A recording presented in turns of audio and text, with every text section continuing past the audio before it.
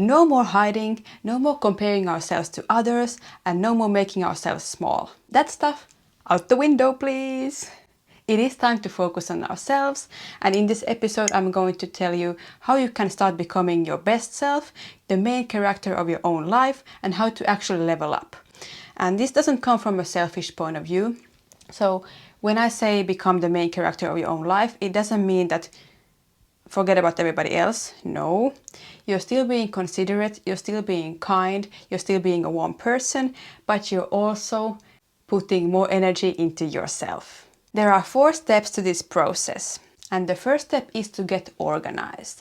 If you feel like your life is lacking some structure, or you feel like your life is all over the place, then you start with this step. You want to have a look at your daily, your weekly, and your monthly routines. If you don't have routines, now is the time to start building them. And the easiest way is to start with the morning routine. My first ever podcast episode is about the morning routine on how to build one, so go watch that one. I can actually link it in the description box for you. And the way you want to approach these daily, monthly, and weekly routines is by dividing what you want your life to look like on the physical side, on the emotional side, on the mental side, and on the spiritual or religious side, if that's close to your heart. So you don't have to write everything down or come up with everything right away, but what are the most important things to you in those different aspects of your life? What do I want to do for myself every day on the physical side, on the emotional side, on the mental side, and on the spiritual/religious side? I don't have to do a workout every day if that's not something I want to do, but I can do 10 deep breaths every day as part of my morning routine, for example. I can give you examples on my personal life. I feel like examples always help you understand the subject a bit more.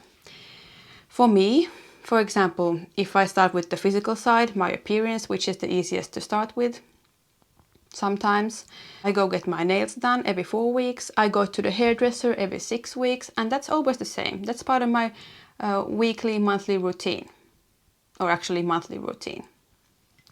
Then every week, for example, I have time to myself. I have a day off most weeks when I just do things that I like to do. I rest, I maybe go for a walk, and that day is for myself only.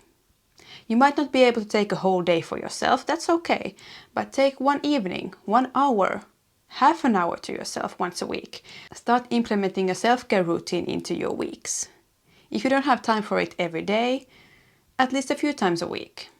Exfoliate your skin, moisturize it, put a face mask on, something small to make you feel like, ooh, I'm the queen, I'm putting energy in myself and I feel so good.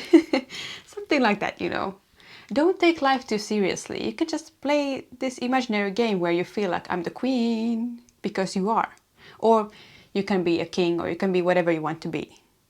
Even the most mundane everyday tasks, you can turn them into some sort of self-care time by putting on some music and dancing while you put the laundry, or just doing something that fills your cup and makes you feel excited about life.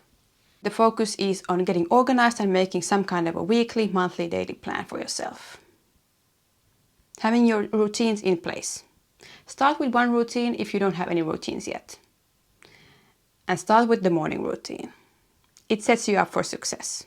The next step is to start expanding your comfort zone. You start doing things that are a bit out of your comfort zone that you want to do.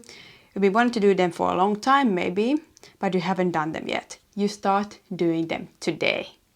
You can practice saying things to yourself like, I belong here, when you're at a new place where you're nervous. When, for example, if you go to a fine dining restaurant that you haven't been to, and you're kind of nervous of going there, you don't know if you have the right clothes, or you don't know if you feel good in there or something like that. Just tell yourself when you enter the restaurant, you're like, I belong here. Just like everybody else here, I belong here. Start feeding your mind with new thoughts. Or for example, if you're somebody who usually is a bit shy or quiet, doesn't really take space, and you just kind of stay on the side a bit in group settings or in new settings or at work or wherever. Start telling yourself, it's okay for me to take space. I take space. And you slowly start acting that way also. And if you're somebody who's having a hard time saying no, for example, you start to practice saying no.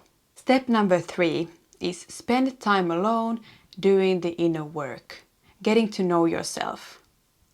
Spend time alone, completely alone. No family, no friends, no nothing. If you feel like it, you can seek for guidance from God, you can seek for guidance from universe.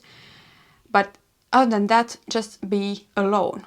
Dedicate maybe one evening a week or some time in your week to be just with your thoughts, just with your inner work, like facing those darker sides of you, dealing with them, reading books, focusing on yourself solely, without other people's opinions affecting you. And you want to actually reach a state where you feel like you enjoy your own company. You can do things by yourself. You can go on solo dates. Even if you're in a relationship, you can go do things by yourself. You enjoy your own company so much because you are a queen or a king or whatever you want to be. You are so awesome that you love your own company and you start to understand your own value. You are valuable. Your energy is valuable. Be decisive on who you share your energy with. Don't spend time with energy vampires anymore. You choose who you share your energy with and your time with. You are valuable and start acting like that. And step number 4 is to have fun and spread the joy. You start to love your own company so much, you start to love yourself so much that you can just be happy. You can spread the joy, your energy is vibrating high, people can see it. You glow up, you level up. You just compliment yourself, you compliment others, because you're so good in your own skin, you're so good with yourself that you just love to compliment others as well. And that feeds that happiness inside of you even more when you can spread the joy and have fun while leveling up. If you're having a hard time expanding your comfort zone and doing things that you're a bit afraid of doing, I have this mind game for you that you can play. It's called the I don't care game. So when you try to do something new or you want to do something new, your mind comes up with resistant thoughts. For example, I want to try this new workout class, but I'm not sure if I'm good enough, if everybody else is more advanced than me. Then you tell yourself, I don't care, I'm doing it anyway. Start saying I don't care to all these negative thoughts that you have about yourself and all the resistant thoughts that come when you try to do something new. For example, when I first had the idea of starting a podcast here on YouTube, my mind went completely wild with resistance. I cannot tell you how many thoughts came to my mind that were telling me you can't do it. How many reasons I came up with that would tell me that I can't do it. For example, I don't have a podcast microphone. I don't care. I don't have a podcast studio. I don't care. English is not my first language. I don't care. I just said I don't care to every single resistant thought and did it anyway. And look where I am now. You don't have to be perfect. Nobody has to be perfect. The goal is to just expand your comfort zone. So think about something you want to do and move towards it. Remember, I don't care. Okay, so your task now after watching this video is to make a plan. You have these 4 steps. The first one is to get organized and build some routines. The second step is to expand your comfort zone. Do things that you're a bit scared of doing. Step into the unknown. Step 3 is to spend time alone doing the inner work. And step 4 is to have fun while doing so and spreading the joy. So make yourself a plan on how you're going to execute on these steps. Now you have the guideline on how to proceed. Also some tips and tricks on how to play with your mind so that it's easier for you to actually level up and do these steps. I hope this episode was helpful to you. And remember, whatever you do in this life, always keep your smile and faith bigger than your fears. Bye.